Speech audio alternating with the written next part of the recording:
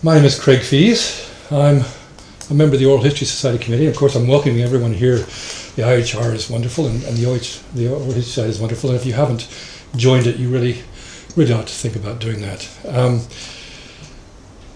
In my outside life, I'm the archivist for the Planned Environment Therapy Trust. Planned Environment Therapy Trust, a small charity that with an archive that is devoted to therapeutic communities and therapeutic environments generally, and that's opposite in this particular context, because it was in that context that I met our speaker, Tom Harrison, back in 1993, almost 25 years ago.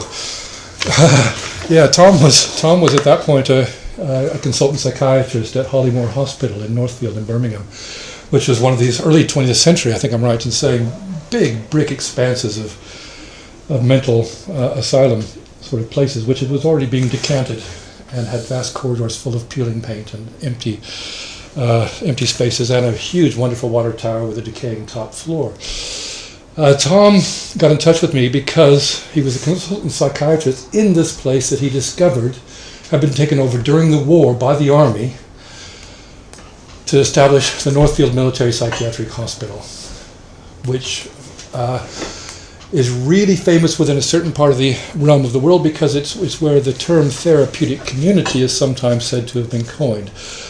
The soldiers who were there had psychoneurotic problems of various kinds, and the Army psychiatrists who had a background including the Tavistock and things of that sort, they were able to bring their psychoanalytic and psychodynamic understanding to play in a way that they couldn't in the RAF, for example, and other services perhaps. But in the Army, they had these wonderful opportunity to try things in a different way, and they got some very exciting people there, some of whom Tom's had a chance to meet. He got in touch with me because our archive is interested in that area, and we have a lot of stuff devoted to therapeutic communities of one kind or another. And so I had a letter out of the blue from Tom Harrison, and we met.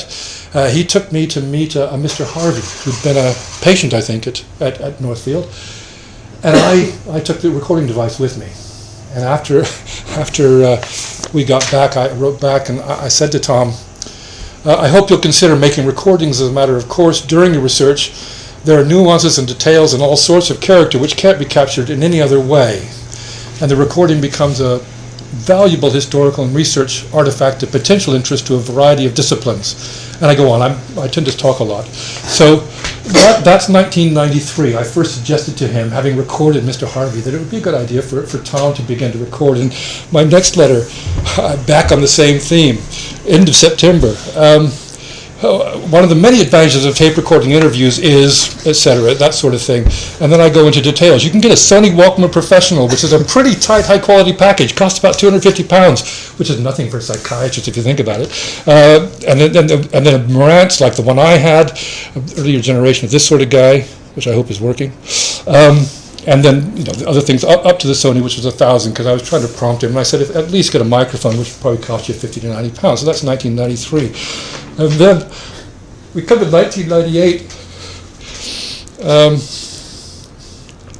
As part of my offering as an oral historian and archivist, I said, okay, Tom, I'll lend you tapes, I'll lend you equipment, and I'll transcribe for you, just to encourage you. So that's 1993. 1998, he's gone off. He's finally gone off and recording. I learned later he was using a radio tape recorder. So my letter to him is, the transcribing is being a bit of a bear between the recording quality and the variety of accents. I don't suppose I can convince you to invest in a slightly better machine or microphone. We've done about 10 hours on the first side and are beginning on the second. 10 hours. I'm sure it wasn't even a 120-minute tape. I suspect it was a 60 or 90 at most. So 1998, at some point you did take up my suggestion and began to invest in machinery that was rather better. A bit better. As I said back in whenever it was, you were about to go off to beg, borrow, or steal, this 93, beg, borrow, or steal a machine for the Lucent interview. 90-year-olds don't grow on trees, and they don't. I also said in one of these letters to Tom, it's always exciting to talk with you, and although I'm way behind you in my knowledge of group therapy and the psychiatric psychoanalytic pioneers, I always come away shifted up a couple of gears. That's 93, and that's been true going on 25 years. He's always exciting me, which is why I'm excited to be here. And it's going to be a fun, I hope anyway, it's going to be a fun discussion afterwards, which you're quite happy to jump into. So, is that enough of an introduction to you? Yeah. Okay. A little bit more of it will become clearer. I'm an ex-psychiatrist, and just one of the things I thought about, has anybody else been a clinician here or a clinician? Oh right, so I've got nobody to disagree with me, that's good. So I did work at the Henderson Hospital. Oh, did you? As a social therapist. Can I... I will talk about that later. Late 70s, I think it was. I will talk about that later, yeah. Okay, well, I'm an ex-psychiatrist. I'm now doing a PhD at the University of Birmingham with Jonathan Rhyne, who is also an oral historian, but also the Professor of Medical History there. Thank you for asking me to present the paper. The meaning of the title, well, as you probably know, the title is Through the One-Way Looking Glass, Thoughts on the Move from Clinician to Oral Historian. The meaning of the title become clearer as I progress, but of course it refers to the children's story Alice in Wonderland, Alice Through the Looking Glass, and her adventures in the weird world behind the mirror. I'll first describe my present situation as an ex-psychiatrist and aspiring historian, and then draw out some parallels and dissonances that I've encountered on my journey from one to t'other. Throughout, I'll be looking at this transition from three aspects which seem to me to capture the different elements of oral history: context, content and conduct. Context refers to the socio-political environment as well as the social relationships of the participants. Content includes the material gained in the interview and its interpretation, and conduct relates to the techniques involved in the management of the meeting. One relevant aspect of my cultural habitus is that I was a practicing psychiatrist for about 40 years. During this time I carried out at least 6,000 hours of taking histories from patients, and that doesn't include hundreds of additional hours spent in psychotherapy sessions and in long-term follow-up of patients and getting to know people over a long period of time. In my training, we were taught initially how to take a history, in quotation marks, over the course of an hour. By the time of sitting my professional examinations in 1980, this consisted of interviewing the patient, usually in an office in the hospital, but quite often in the person's own home. And then providing what was called a formulation, not just a diagnosis. This was a page-long document including a diagnosis and a list of possible alternatives to that diagnosis, as well as background about the social situation and possible causes, which weren't just biological causes, but causes that might be social, psychological. This was a more sophisticated exercise of listening to the patient than I had encountered when I was doing my general medicine, which tended to concentrate particularly on signs and symptoms of disease. It required me to both establish a rapport and a sense of trust, and to make sense of a patient's story. I spent the rest of my professional life in reviewing how to improve on this. Occasionally in training we used a technique which was observing the interview through a one-way mirror. This is where the title comes from. This was a viewing panel that was inserted in the one wall of the interview room that allowed outside observers looking in both to comment on the technique and to also see things that I might have missed during the interview. Hence the one-way looking glass analogy. One issue concerning conduct has always been how to address the individual I'm working with. I don't like particularly using the word patient, but I'm even more concerned about the phrases such as service user, consumer, client, or just plain user. I tend wherever possible to use the word person, and have nearly always need some sort of qualifiers as the person's experiencing schizophrenia, etc., instead of schizophrenic. With regards to the oral history interview, I'm also not very happy with the term interviewee either, and I now use the word narrator, really to emphasise their agency in the interview rather than their just plain passivity of being. Relating to the context of the psychiatric interview, there are always two not necessarily opposing aspirations. I, as a doctor, basically want to guide the person I'm working with to get better. They not only want to feel better, but also to be understood. Particularly in psychiatry, the latter is often the result of feeling socially excluded through what they've said or done, and the experience of being unable to communicate their experiences. And so someone who can sit patiently and actually listen to them and value what they're saying is a very important part of the interaction. There are also a complex of semi-conscious and unconscious hopes and expectations, and particularly around the social expectations of the passivity of the patient and the power of the doctor, and the associated emotions aroused should these be challenged. Constantly, the clinician is faced with the fact that his or her power to improve the person's situation is actually rather negligible, which results in a sense of impotence, which can be exacerbated by the response of the patient, which may be angry, disappointed, or understanding. Coming to the content, the initial challenge is collection and understanding of the interwoven narratives that the individual and perhaps their relatives are trying to relate to me. This is important. We live through the stories that we tell each other, which are not necessarily consistent with each other. We don't just carry one, but a collection of fables revealed according to the circumstances in which we tell them. The story I tell in the pub to my mates might be significantly different to the one I recount to my wife, and each of those will be true at the time of speaking. As a clinician, I aim to integrate my intervention with the person's own account of themselves, trying to weave my work into their stories. At times, this may be as simple as just listen. One of my, I could call him friend really, who was a patient of mine, said, "I know you can't do anything to change my life, but I need you to listen, just to sit and listen to me every time I see you." In order to ensure that I understood what I had heard, I would dictate the letter to the general practitioner in front of the patient, summarising their story and placing it in a therapeutic context. They were encouraged to make corrections if they felt I'd missed the point or made errors. For example, one individual considered that I used the word disorder in the context of schizophrenia, and he thought this was incorrect, and he preferred the word condition. So I changed the word in the letter to condition, because that's what met his understanding of what was going on for him. Turning to my present situation, my doctoral thesis looks at the history of an adult therapeutic community in North East London called the Ingerborn Centre. A therapeutic community is a living and learning environment in which people receiving treatment are enabled to work with each other to resolve their interpersonal difficulties through discussion in groups. The hierarchy is flattened so that staff may be confronted in the daily open forum about the way of working and how the centre is run, and they have to justify what they're doing.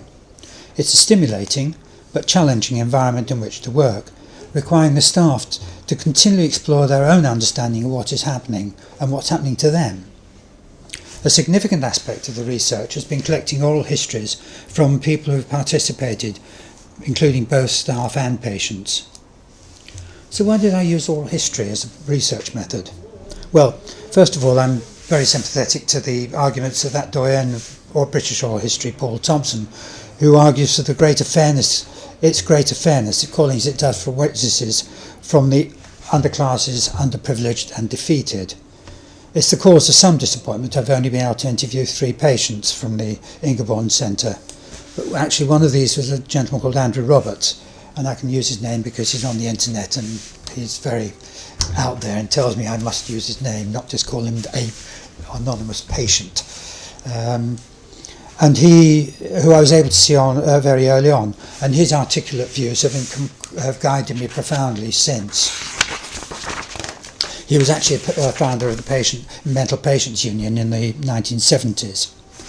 Otherwise, I've been interviewing all levels of staff, from nurses through to senior managers of the whole trust, as it was at the time.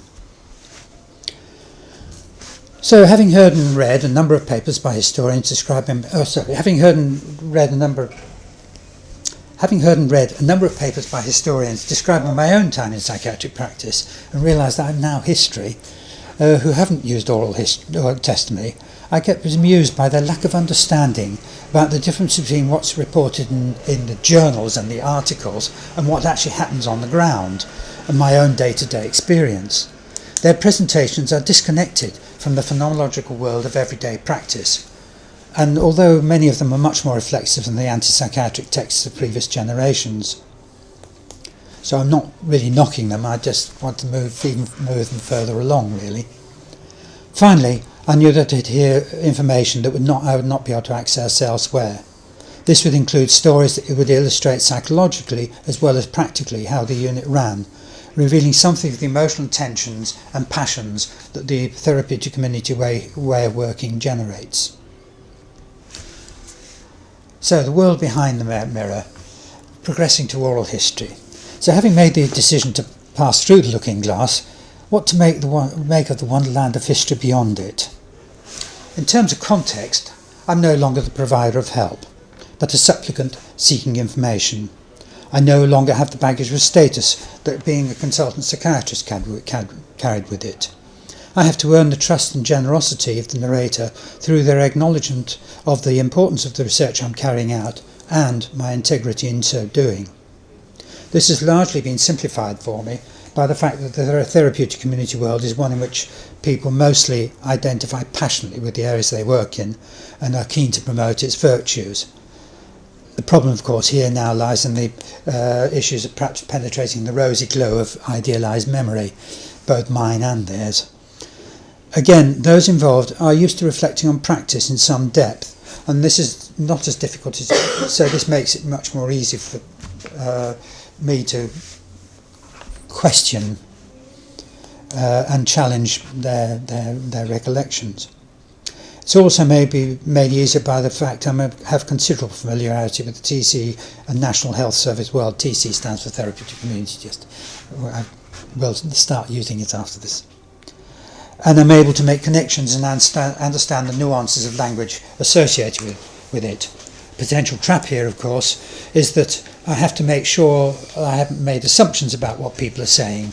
And, for instance, the community meeting is common to all therapeutic communities, but what happens in one therapeutic community group may be quite different to what happens in another. So I have to be clear that I've got, rather than making assumptions, that I understand what happened at the Ingeborn, not referring back to my own experience.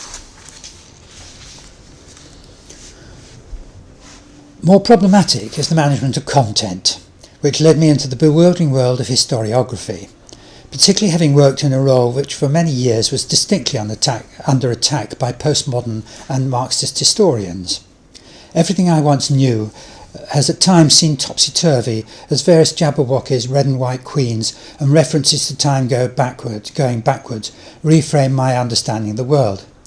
Perhaps I had been an agent of the state controlling people and making them conform by locking them up and administering mind-controlling drugs.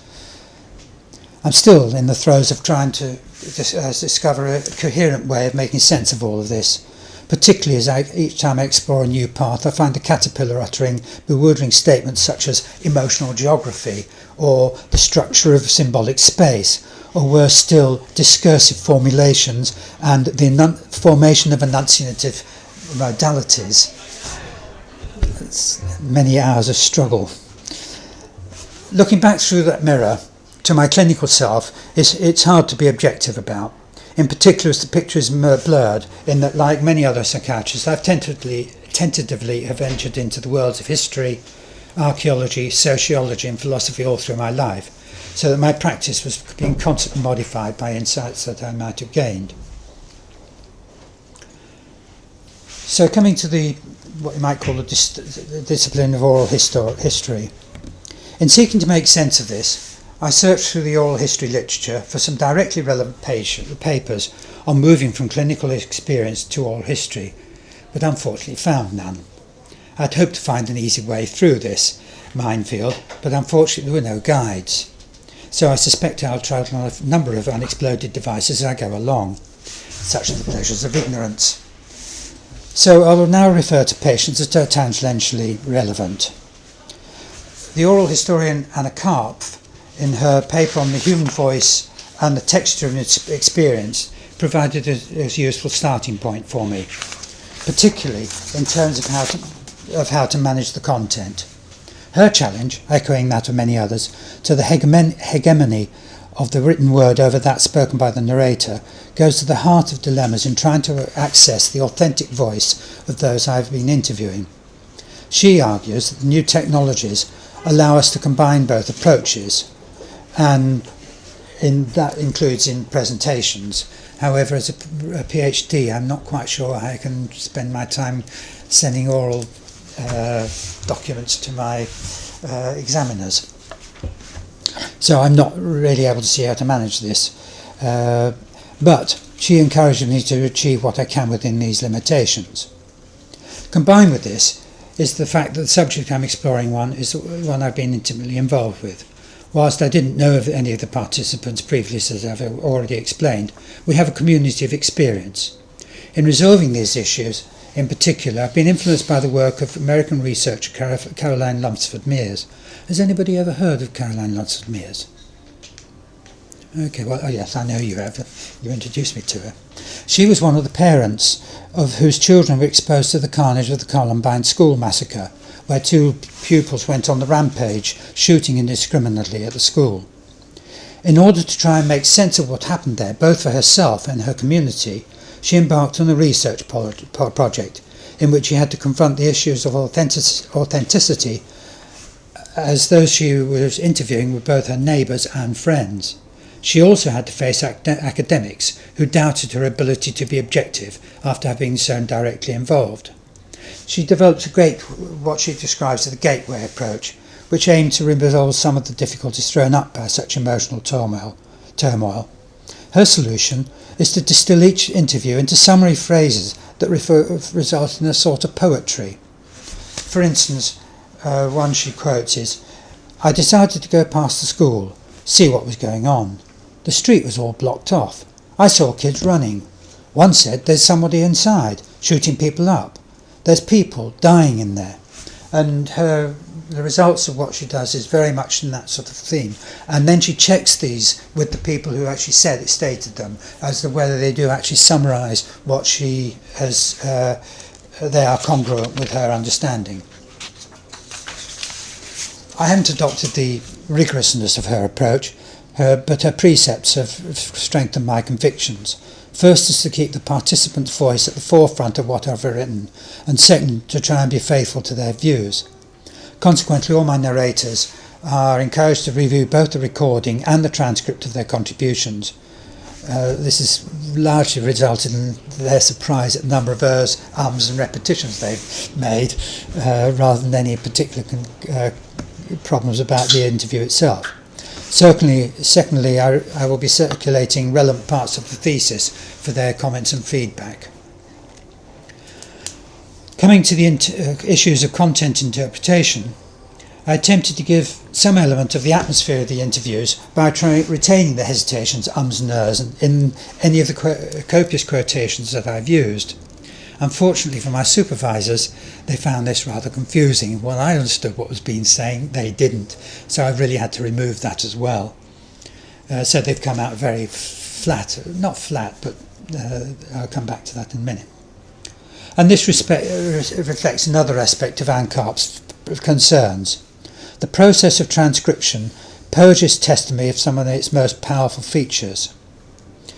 I made the decision, first of all, to do all the transcription myself, which made me listen to all the interviews again. And this reminded me of the humour and the other emotions that were expressed, and also revealed nuances that I wasn't aware of at the time. I do think actually Anna Karp's thoughtful review actually reduces the power of the story. It's possible to reveal quite a lot through this medium. I in particular always ask my respondents to recount incidents and events that affected them. For instance, one male nurse recounted the following incident. There was a woman there, and she'd come back drunk, been down the pub, And I walked round past one of the rooms, and she came up and she flung her arms around me and said, "X, I love you. Have sex with me now." I was saying, "You're pissed. It ain't going to happen. Go down to your room and just lay down."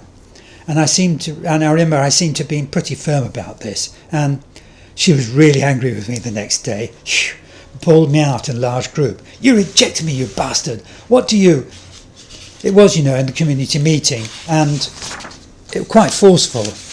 On that occasion, I suppose I felt I could I have handled the situation a bit better, so this didn't have to happen. Was I maybe, looking back, I was probably a bit too psychiatric. Is that flat and unemotional? It's actually quite difficult to read it without injecting emotions into it. And I think there's more in that short tale that can be revealed by the most rigorous analysis. The story tells more, and each of you will have heard that story slightly differently. And just, of course, if I'd actually spoken to him again and he'd told me the story, that would have come out differently again too. But it reveals some of the tensions and atmosphere that occur when staff make themselves more available and accessible to patients. Anna Kaif reminds us of the relationship between psychotherapy and oral history, when she refers to Freud's advice that the analyst turns down their own unconscious like a receptive organ towards the transmitting unconscious of the patient. Another historian, Michael Roper, enlarges on this connection when he points out the utility of understanding the concepts of transference and countertransference in the interview. Put simply, this refers to the unconscious intrusion of previous, usually childhood, significant emotional relationships of both the interviewer and the narrator into the present. For me, an example might be the experience of interviewing a senior doctor who reminded me of the punitive relationship I experienced with my father and public school, and the consequent recurrence of those feelings of intimidation and inhibition. Whilst I'm unable to understand and sympathise with the reason for my parents' behaviour, the emotions still reoccur under certain circumstances. The importance of this is not to rush out and go and get psychoanalysed in order to do oral history. It is important, however, to recognise that the complexity of emotions that influence the session include deeply seated unconscious ones that may cause considerable distress in the interviewer, never mind the narrator. As Roper emphasises, reflexive accounts by oral historians tend to operate with the rather too conscious notion of the self, and elements of desire, memory and primitive conflicts, the realms of the psychic, seem curiously absent. I don't know how many of you have started to fall in love with your narrator, or perhaps more commonly over-identified with their experiences. In clinical practice, this is all too common. A few of us doctors are so poorly bounded that this can lead to relationships with patients that are prescribed by our professional ethics. The deeper the emotional encounter, the more likely that such profound feelings are stirred up within ourselves. Of course, most of the time this intensity is manageable, but as Roper emphasises, these unconscious elements are present in all interviews. The narrator is often seduced, through the trust developed, into revealing more about themselves than they intended. For me, recognising this and protecting the informant is an essential part of my task. I can remember one individual informing about a transgression that would have been an invaluable contribution to my thesis. However, I had to decide that even with confidentiality and anonymity, that I had to not recount that story, because it was possible that person could be identified. Another person was drunk when I saw them, and again, that's not something you can bring up on two occasions, actually, yes. Roper on one occasion found that he was pushed up against the internal world of one of his narrators, as if he had no skin. I love that phrase. I think that's brilliant. And became bewildered and confused as a result. I was reminded of a state of mind that I often got into when I was deciding whether or not to implement the Mental Health Act. I would listen to the stories given to me by the patient, his or her relatives, and any professionals working with them. As a consequence, I'd get confused and uncertain, and felt entirely lacking in any professional expertise at all, and didn't know what to do. It was only after some years of experiencing this I realised this was an essential part of the process, if each person's story had been really listened to, free of one's own preoccupations. and I think that is also true of the oral history, that getting bewildered in the oral history is no bad thing. You've actually heard the story. Acknowledging that the narrator has an emotional impact on us allows us to begin to focus on some of the distortions that they are bringing to the testimony being provided. I've always had to be aware of my acknowledged status as a senior psychiatrist in the interviews, and that however intimate the discussions became, that past was always present emotionally. As Roper indicates, empathy in an interview involves being receptive to how the narrator felt then and makes us feel now. This is hard work. Someone crying after you ask them a question can lead to feelings of guilt in oneself, rather than recognition of the trust you have earned. How many people do you cry in front of? Roper describes the failure in one interview to turn the microphone on as a result of his unconscious sense of intrusion into his narrator's life, provoked by her really great reluctance to actually clip the thing on, so he actually forgot to turn it on.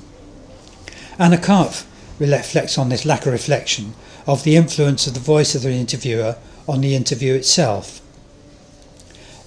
I'm very keen on George Mead, who works on the idea that I exist in the space between us, and that each time we experience I, it's a different I. Thus, each time we're involved in any form of intercourse, a different aspect of our habitus both drives and creates the relationship. Social class, ethnicity, culture and gender are all mediated through speech and are reflected in the interaction. Different interviewers will gain different information from the same narrator. The same interviewer will gain different information at a different junction in the narrator's life. I attempted to describe empathic listening also necessitates listening for what's not said. One of the problems I tried to get through to was to start talking about gender issues in the Ingerbond Centre. And the difficulty that arose with this was that the centre was actually much reduced in discriminatory behaviours because compared to traditional psychiatric hospitals, and challenges were a very regular part of day-to-day life in the centre. There were sensitivity groups where staff would talk about how different people behave towards each other. However, I still didn't believe that completely removed all gender issues, but of course the difficulty is I was a man interviewing a lot of women.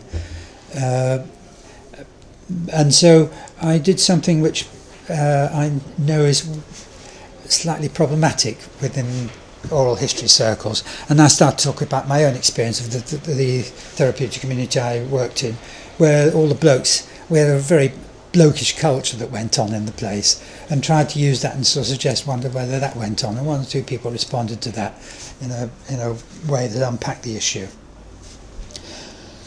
So this really perhaps leads to one of my other failures, which is not to observe one of the golden rules of oral history, to listen and keep one's mouth shut.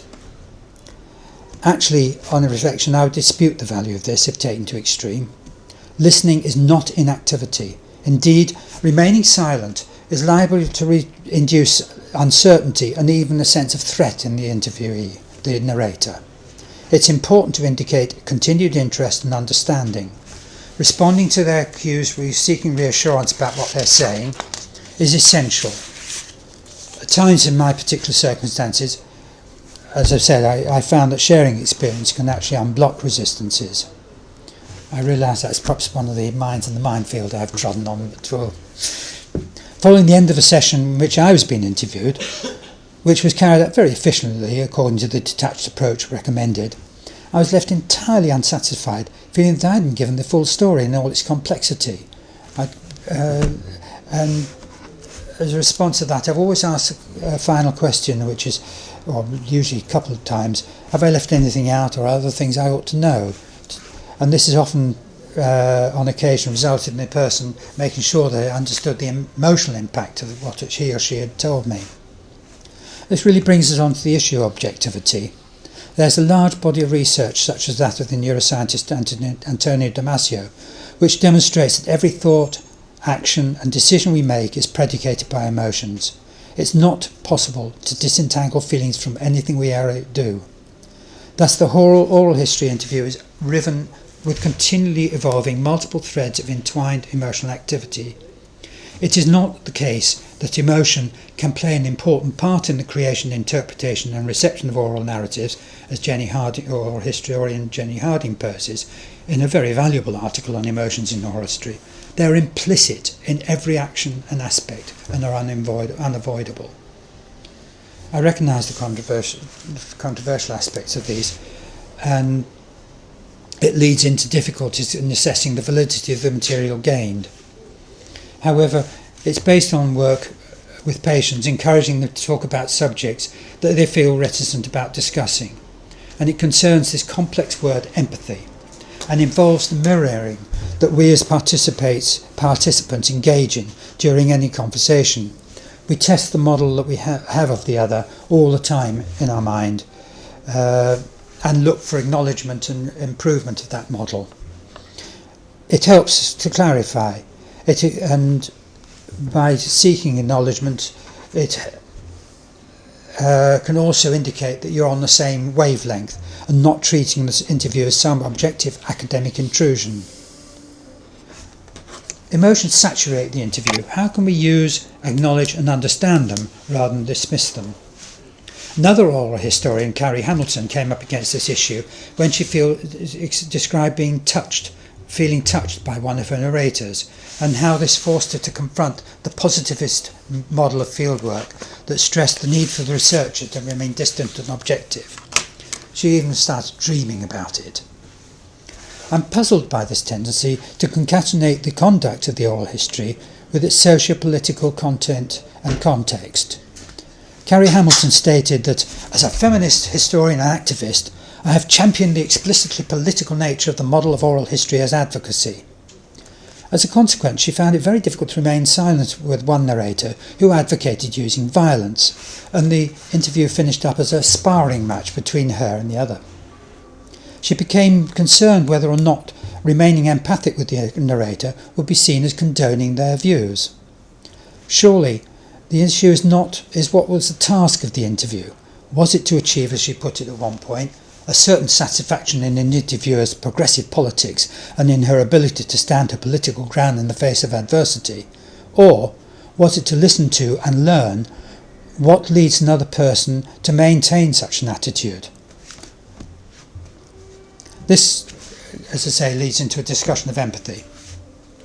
The psychotherapist Carl Rogers defined it as the sensitive ability and willingness to understand the client's thoughts, feelings and struggles from the other person's point of view. It means entering into the private perceptual world of the other, being sensitive moment by moment to the changing felt meanings which flow through that person.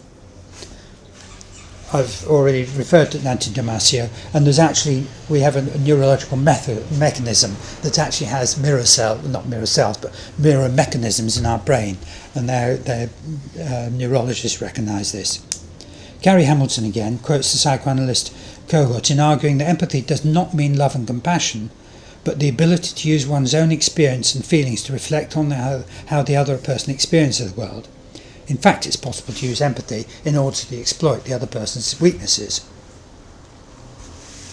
The danger in the interview situation is to allow the emotions stirred up to replace empathy with unconscious motivations such as over-identification, which can be characterised as allowing the re-experiencing of similar events in one's own life to overwhelm what's been heard, and projective identification, which might be seen as seeing the bad parts of one's own psyche in the other and feeling compelled to attack them, perhaps relevant in the case of Clary Hamilton. In the clinical situation, one is often faced with a situation of a patient expressing views that are abhorrent, such as refusing to work with other members of staff from other ethnic groups for racist reasons. The oral historian Catherine Blee encountered a similar situation when interviewing members of the Ku Klux Klan. In her case, she was surprised to find that she was easily able to establish a rapport with her narrators, despite her antagonism to their politics. There seem to me two reasons for not establishing rapport. The first is either due to either party having different ways of managing relationships, such as being autistic, and the second is if either party is working to a script. At the conference I went to at the Oral History Society, I remember one group who were doing some local research, and they interviewed the local politician, and were very surprised to get a political speech rather than an oral history. So he was working to his particular script, which was the opportunity to promote party policy or canvass for a vote. But otherwise, I think most times you can establish rapport with people.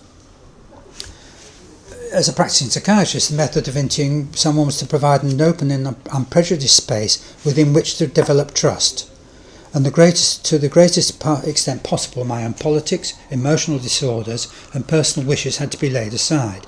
To a degree, even the need for therapy was suspended, as I listened to how the individual revealed their dilemmas. A sort of bubble was created in which the day-to-day tensions were lifted, and the person had the opportunity to talk about themselves and their view of themselves and others without prejudice. They were seen as being true to themselves in the way that D.H. Lawrence argued that a man cannot live without some vision of himself, but still less can he live without a vision that is true to his inner experience and inner feeling. The conduct of oral history needs to be adapted to different tasks. It's not a one-size-for-all fits agenda, but a tool that needs to be responsive to the requirement and expected content. It may be that it is to serve political and activist ambitions, but has other roles as well. The historian Virginia Berridge blames these political aspirations of oral history, to use it solely as a medium for promoting history below, for the lack of informal history from those that develop and enact policy in the health service. She argues that this leads to a blindness about its role in exploring history in the round. Solely training oral historians in collecting life histories becomes a problem when interviewing policymakers and concentrating on their involvement in specific events. This is true of my own research. The individual's life history is of interest only in as far as it impacted on their stay at the Ingerborn. I have not inquired into the disorders or relationship difficulties of those who received treatment, but how they viewed the dynamics within the unit. When looking at the content of the interview, I like Paul Thompson's aim to breathe life into history. Anna Karp's despondency about the predominance of the written word seems to me not to be entirely justified. For example, song is perhaps at least as important as sight, particularly by how people with dementia participate in community singing when all other forms of communication fail. Caroline Mears, I've described, fashions her narrator stories into a sort of poetry to try and retain this vibrancy.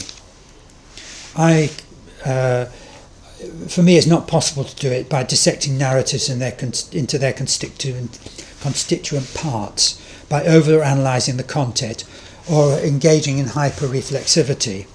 A measured, pragmatic amount of reflection, including discussion of the emotional impact of viewing, is necessary, as long as one does not finish up in a hall of mirrors, chasing images into infinity, to return to the metaphor of my title. Michael Roper states, too much significance can be given to methods that organise and categorise the words in an interview. In the final analysis, one can never capture the full meaning of that magical time when listening to someone recounting their experiences in an atmosphere of trust that you and they have been able to generate. With regards to the overall context of the research, I do have a political agenda. That is to examine the pitfalls in providing a democratic form of therapy, where those seeking help are seen as active participants in their and others' journey towards making more fulfilling adaptations to living in relationships. The broader and political cultural context of this is shared by my clinical work and the relevance of historical analysis in the encroaching neoliberal consensus, and perhaps the even more concerning potential tsunami of a right-wing backlash. So, finally looking at conduct, I feel that I've been able to contribute something to the world of oral history. With regard to content, I have a great deal to learn from oral historians and the wider community of historians. And as to the context, I've been able to broaden my horizon and realise that the same neoliberal policies affect us all rather than just me and my patients in the clinic room. Thank you.